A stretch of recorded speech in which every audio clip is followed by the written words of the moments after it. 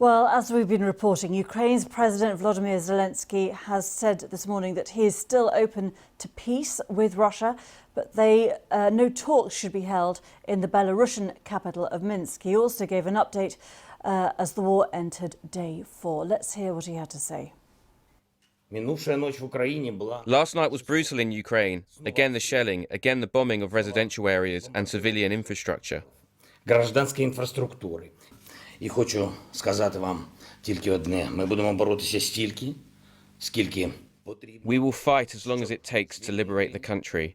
If children are born in shelters, even when the shelling continues, then the enemy has no chance in this undoubtedly people's war. To victory, glory to Ukraine. Безперечно, народній війні.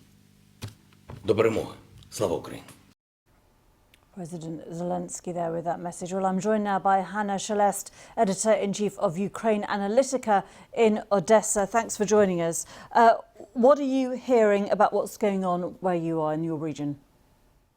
Thank you for the invitation. I'm following not only what is happening in the city of Odessa, but also all around Ukraine due to my colleagues and my organization being stationed in different towns.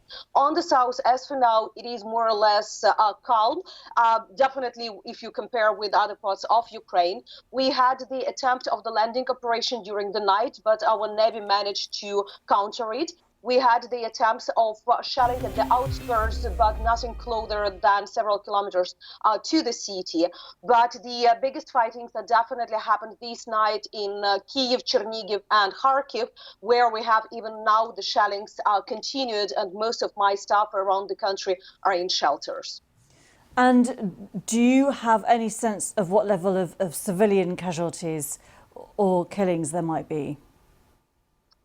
As for yesterday, we had the report of approximately 200 civilians. The numbers are definitely changing because yesterday in the evening, a lot of shellings being reported coming to the civilian objects, but also to the petrol and fuel storages. And you can imagine that the fire from the fuel storage can touch the buildings nearby, the biggest being near Kharkiv and in Vasilkiv, that is the military town not far from Kyiv, very strong explosion there. So as for now, we already have at least 3 kids reported being killed in different incidents, and we still don't know the exact information from the Chernihiv region where the heaviest fighting's been happening the last 2 days. And what about the number of military casualties on both sides? The numbers are changing constantly. At least Ukrainian side reported that the number of bodies that they have of the Russian soldiers, it is more than 3,000.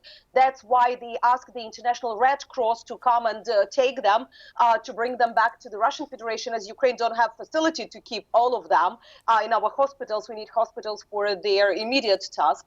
From the Ukrainian side, we have approximately 200 casualties reported as for now, but definitely it's difficult to calculate right now, and usually the numbers are coming each evening officially from the Ministry of Defense.